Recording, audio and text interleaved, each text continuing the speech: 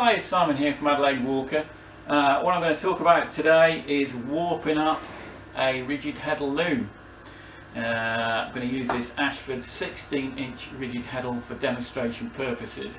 Now I'm going to start with a disclaimer, and the disclaimer is that there are a great deal of people who know a great deal more about weaving than I do. All right, so forgive any discrepancies or errors. If you've got some useful comments, then please add them in the comments underneath the video.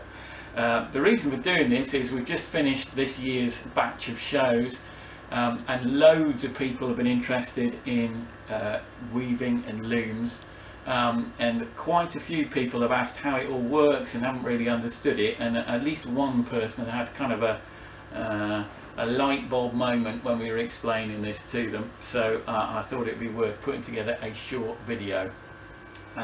Okay, so I have here in good Blue Peter fashion one that I've already warped up. I'm going to start the video just by showing you how the warps work when it is warped up. So let's zoom in and have a look at this. So let's have a look at the reed here.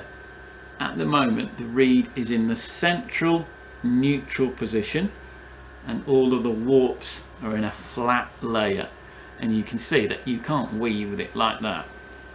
So what we can do is the reed will move up to its top position there, and you'll see that separating the warps, or it can move to a bottom position there, and you'll see again the warps are separated. And this is how the weaving works, and this is the bit where people kind of have a light bulb moment. So if we look at these way the warps are going through the reed, we have one warp there that is in the slot, and the warp next to it is in that little hole there, and that means that when I lift the reed, the warp in the hole moves up above the warp in the slot, and when I put the reed in its lower position, the warp in the hole down there is below the warp in the slot, and that is what allows us to weave backwards and forwards and create the weave. So a top tip at this point: make sure your loom is the right way round, and that the back of the loom, which is the side nearest to me, the notch on this particular loom marks it, is at the edge of the table. It is not impossible, and I speak with bitter experience here, to warp your loom up the wrong way round with things attached to the front instead of the back. I've done that twice now, once quite late at night and the other when we were in a desperate hurry, so that's a good thing to avoid. The first thing I'm going to do is clamp the loom onto the edge of the table, and to do that you can either use these clamps that come with it, or you can use, if you've got one, like a G clamp that you might use in a workshop, and the purpose of this is just to keep the loom in a single place. So that's the loom pretty firmly on there, and now we're going to do the warping peg at the other end of the table. So the warping peg would be as far away from the back of your loom as you want your finished weaving to be, plus a little bit to allow for stuff at the end. So I'm just putting it on the other end of this table for the purposes of this demonstration. Clamping that on there. Okay. And I'm going to tie one end of my warp onto this back warp stick here. I am rubbish at knots. I was never in the Scouts, but you may have been, in which case whatever knot suits you. So it's just a straightforward granny knot is what I've done on there, and then I've got a loop, if you like, and my ball of wool is on the floor. So the first thing I'm going to do now with my threading hook is to pull that loop. You can see there's a loop there. I'm going to pull that loop through the first slot that I'm going to use here. Now the slot will be determined by how wide you want your weaving to be. I'm just going to do a fairly narrow warping up here. So you can see I'm just pulling that loop through there, and then we're going to film the other end. So I'm going to pull this loop and wrap it around a warping peg at the other end of the table. Okay, so that's my first 2 warps around the peg. Now that we have gone around the warping peg the first time, let's have another look at the back end of the loom.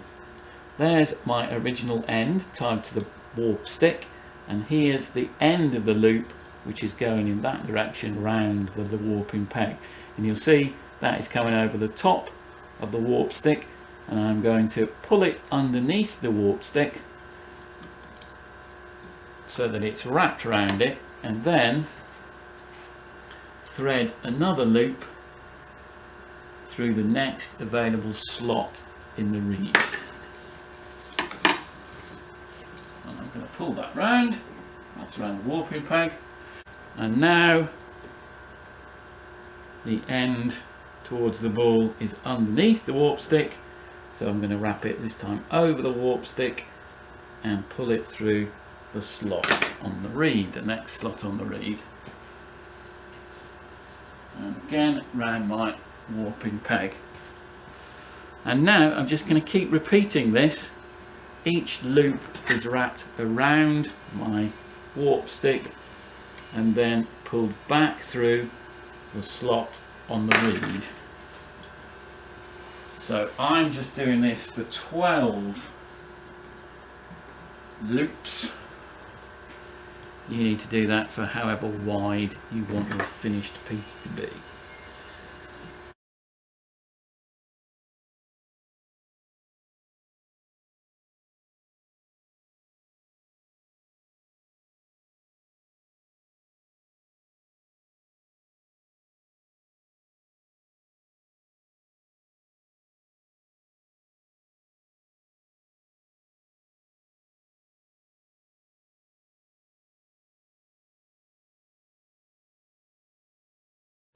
Once I've got the width that I need, and as I say I'm just doing 12 on here, then I'm going to cut the end of my wool and I'm just going to tie that onto the back beam.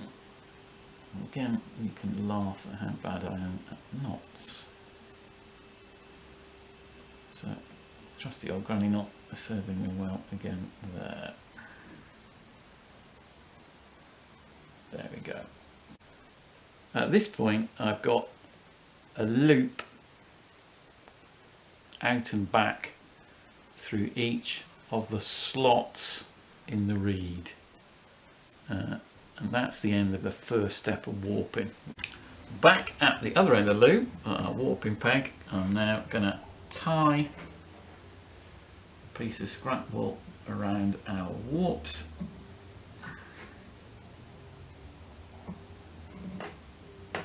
And then I'm going to take them off the peg and cut those warps. There we go. So at this point I'm going to wind the warps onto the back beam of the loom. Now this is easier if there's 2 of you, because somebody can keep the tension on the warps and the other can wind it on.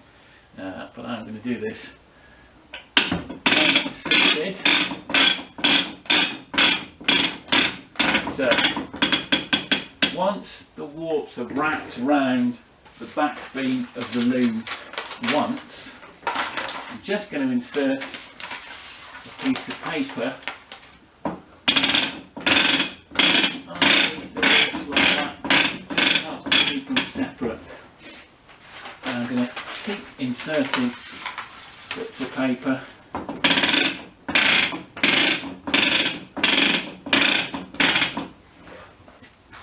to the end of it. We actually use some cardboard sticks for this purpose. find they get in the way when you're weaving. So I think the paper is easier. So that's one. And I'm going to wind it on to the point at which the end of the warps is at the front of the loom, just like that. Okay. So I'm going to first just undo, or in fact snip, so that the warps are now loose. Let's have a look at the reed at this point, and you'll see that at the moment we have 2 warps through each slot, and you'll also see that next to the slot there is a little hole there. And what we're going to do is thread one of those warps through the hole instead of the slot. So I'm going to pull that warp back through, and then with the obviously the narrow end of the threading hook, I'm going to pull that warp back through. Now it doesn't matter whether you put it through the hole to the right of the slot or the hole to the left of the slot, although obviously you need to be consistent across the weaving. So I'm just going to do the same thing all the way across, pulling one warp back through the slot and then back through the hole.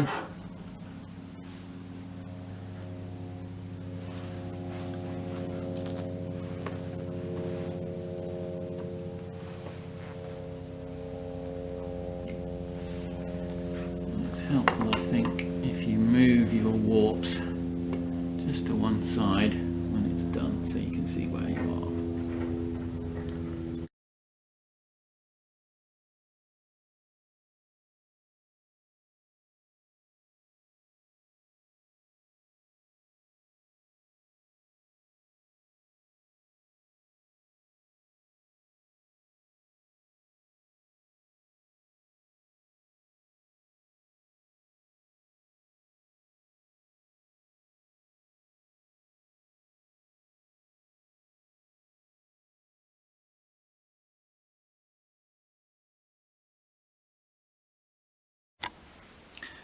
So once we have done that, we then have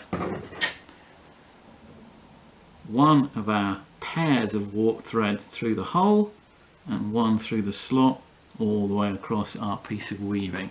Hurrah! So what we're going to do now is tie these warp ends onto the front beam, and there is no hard and fast rule on this. I'm just going to split that into 2, so I've got a narrow piece of weaving, and I'm going to tie each one of those through. So I do it like this, take them over underneath, I realise my hand's in the way now, and then tie that, making sure they're all like that. I'm going to tie it quite loosely, and then on the other side again making sure I've got all the warp threads.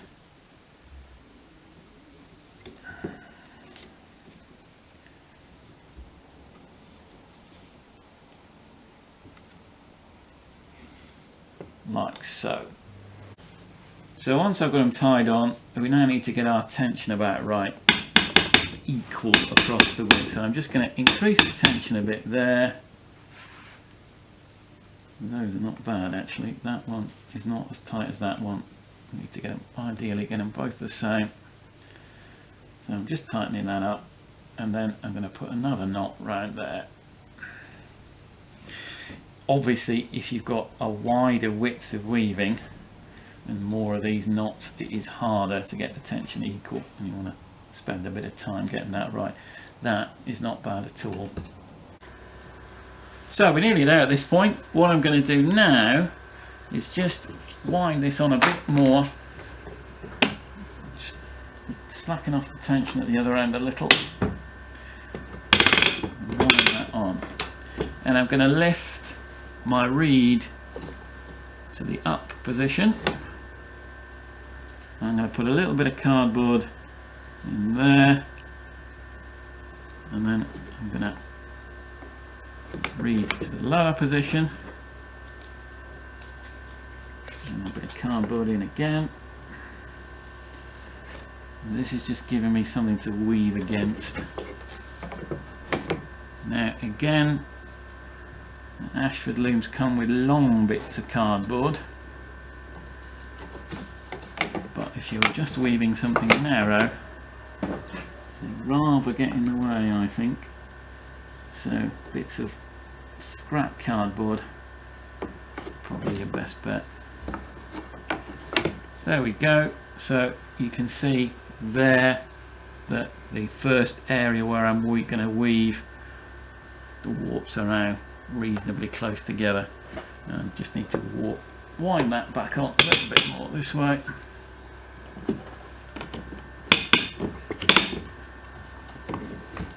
Oops. Should be in the middle, shouldn't it, when I'm doing that.